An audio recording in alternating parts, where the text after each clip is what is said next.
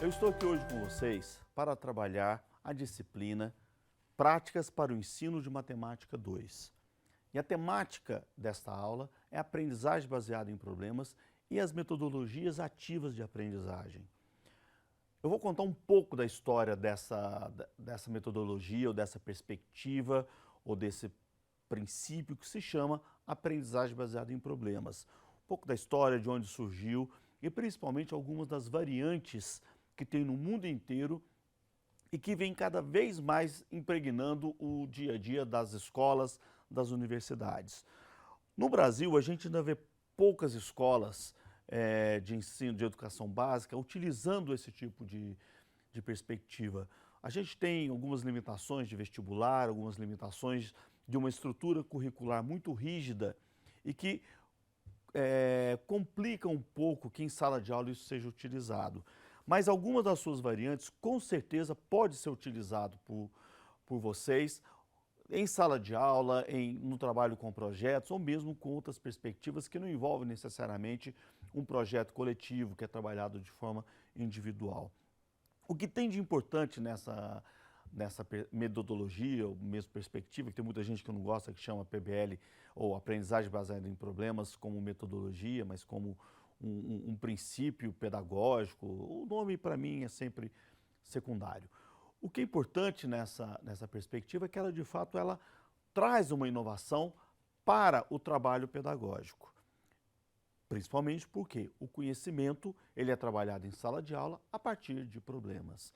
Como a gente vai ver nessa primeira definição, que são autores clássicos nessa área de aprendizagem baseada em problemas, que em inglês é conhecido como Problem-Based Learning, e que muitas vezes vocês vão ver por aí, mesmo em texto em português, escrito PBL, Problem-Based Learning, que é a BP, Aprendizagem Baseada em Problemas. Mas esses autores vão definir muito bem em 1993, que a ABP é uma estratégia pedagógica que apresenta aos estudantes situações significativas e contextualizadas no mundo real. Isso aqui é fundamental para a gente entender dentro das diferentes variações que existem dessa pedagogia, sempre uma lógica de que ela parte de situações significativas e contextualizadas no mundo real. E isso muda o papel do professor, que em vez de ser aquele transmissor do conhecimento, o professor aqui ele passa a ser mediador do processo de aprendizagem, a quem compete proporcionar recursos, orientação e instrução aos estudantes, à medida que eles desenvolvem seus conhecimentos e habilidades na resolução de problemas.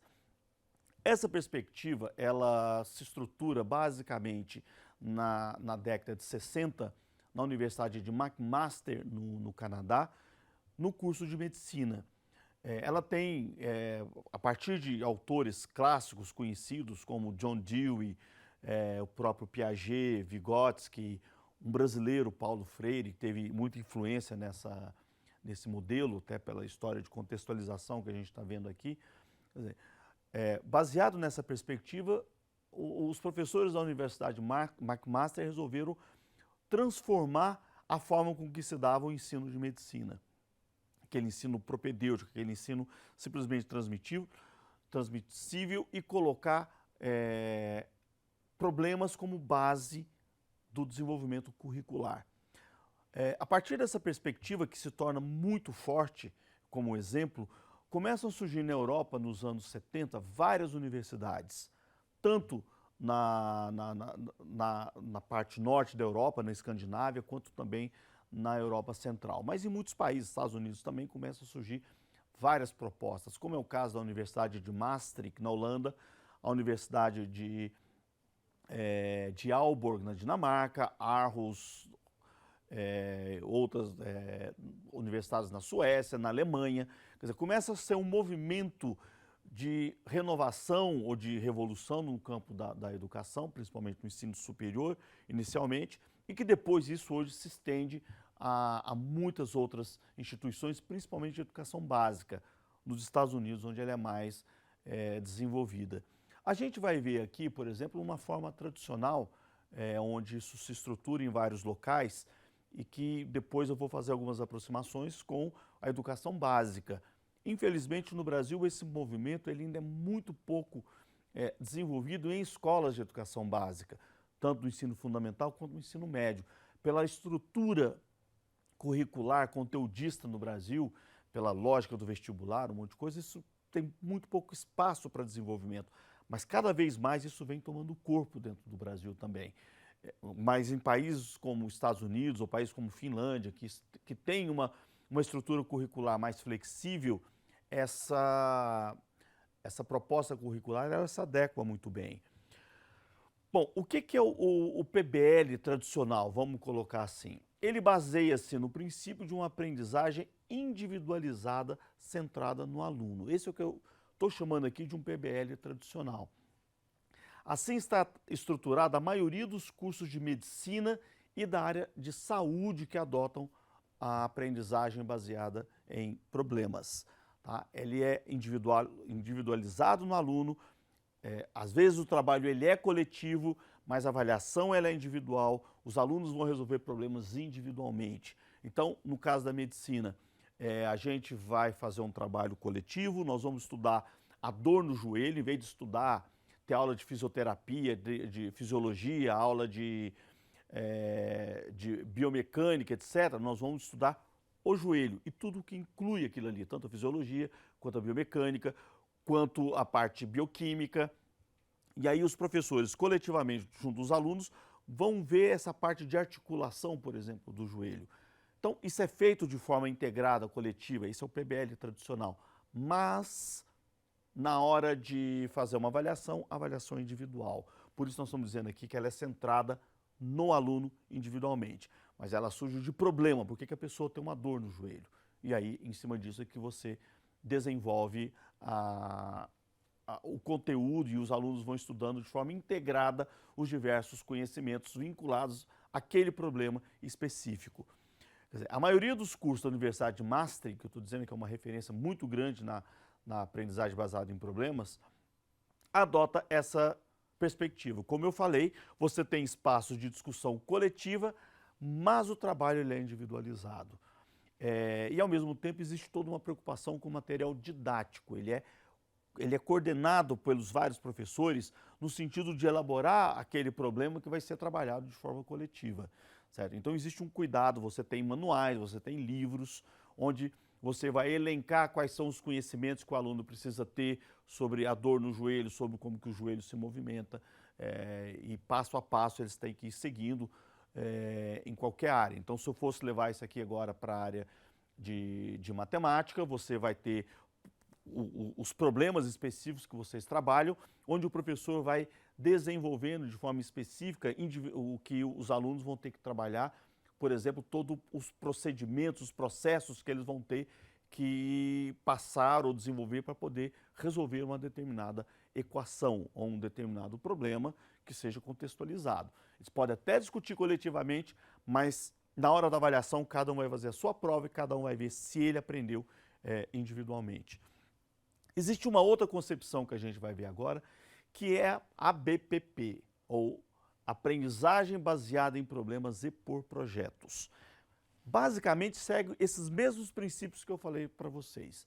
Você tem um problema de natureza complexa, ele não é simples, certo? Não é quanto que dá 2 mais 2, ele é geralmente contextualizado no mundo real, e como esse do joelho que eu falei, mas você vai trabalhar ele de forma coletiva. Essa é a grande diferenciação da aprendizagem baseada em problemas e por projetos.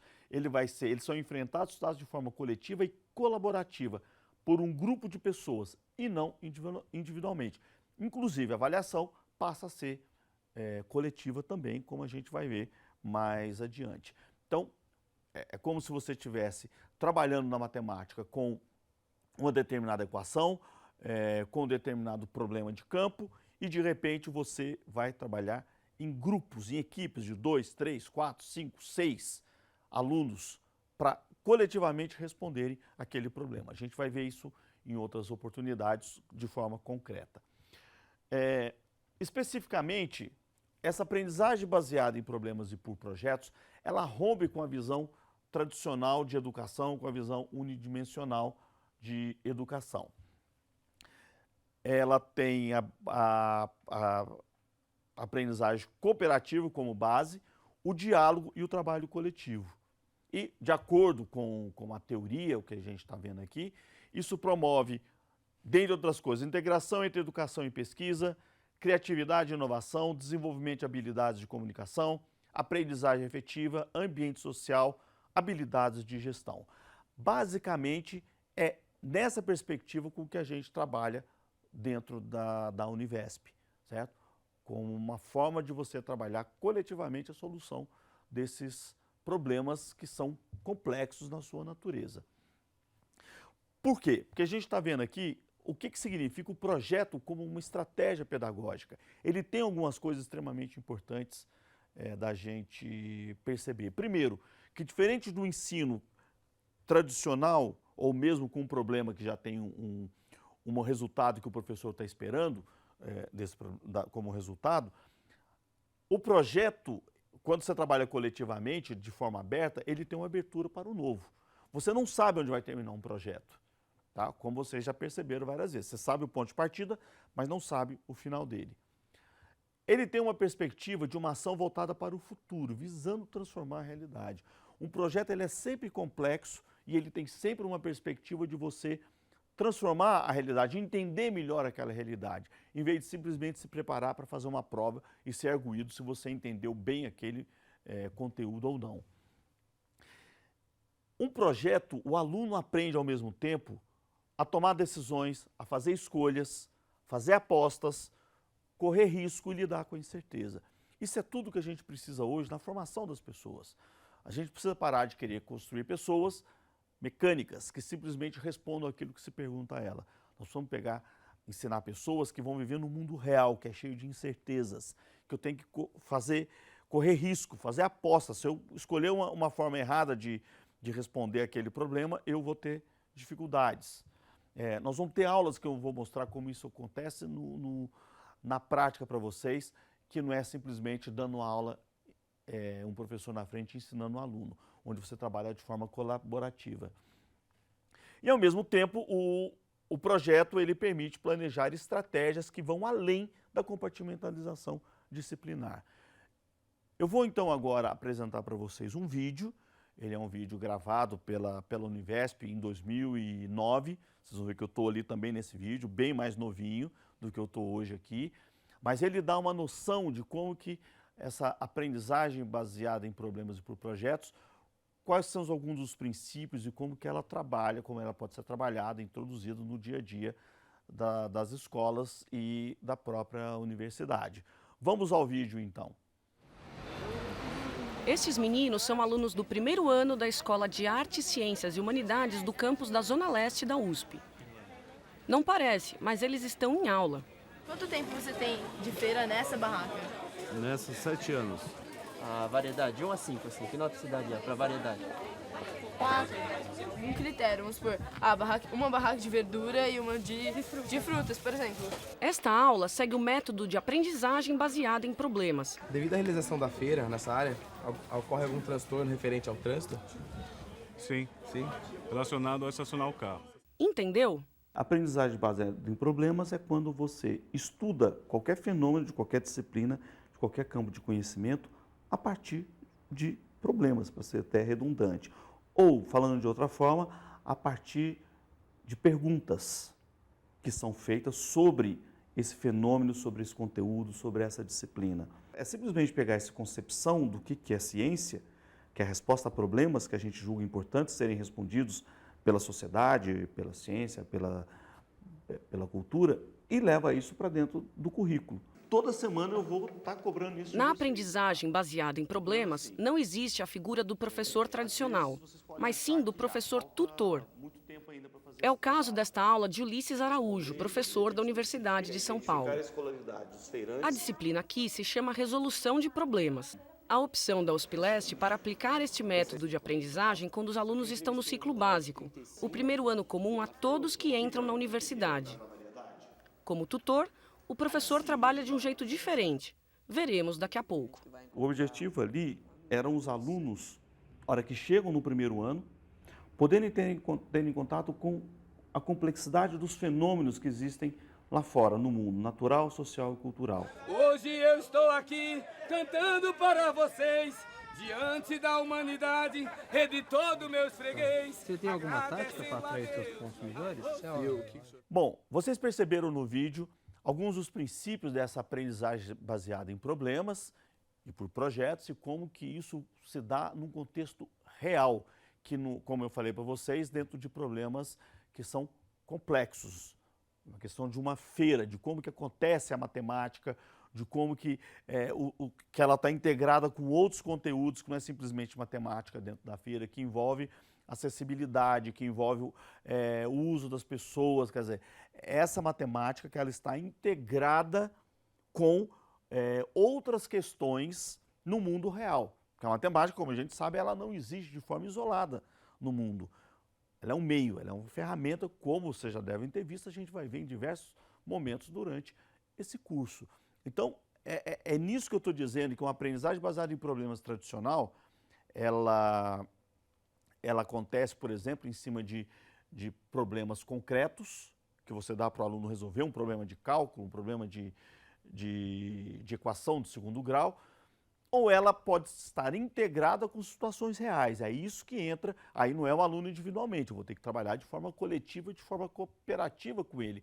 Eles vão juntos, em equipe, em grupo, observar o mundo real e tentar, a partir dali, trabalhar, por exemplo, os conteúdos específicos da matemática. Ou se você estiver trabalhando com outros docentes dentro desse projeto, cada um vai integrar dentro da realidade, por exemplo, de uma feira livre, como que você vai trabalhar a matemática, vai trabalhar as ciências, vão trabalhar os outros conteúdos e nesse sentido a matemática deixa de ser vista como uma questão específica.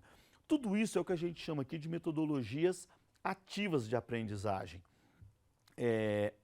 Eu vou passar rapidamente para vocês aqui algumas dessas outras perspectivas, como eu falei, que são complementares à aprendizagem baseada em problemas e, como eu falei, e metodologias ativas de aprendizagem, como situações, problemas e cenários.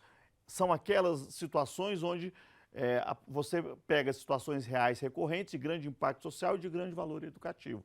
Você pega, por exemplo, uma situação onde você pede para os alunos irem a um supermercado e pegar uma situação real e construir um caso sobre aquilo ali, por exemplo, sobre uma situação em que um caixa tem que lidar numa situação real com um problema matemático que envolve números, certo?